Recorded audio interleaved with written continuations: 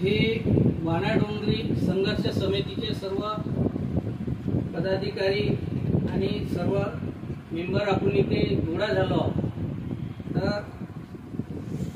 आता आपल्या देशामध्ये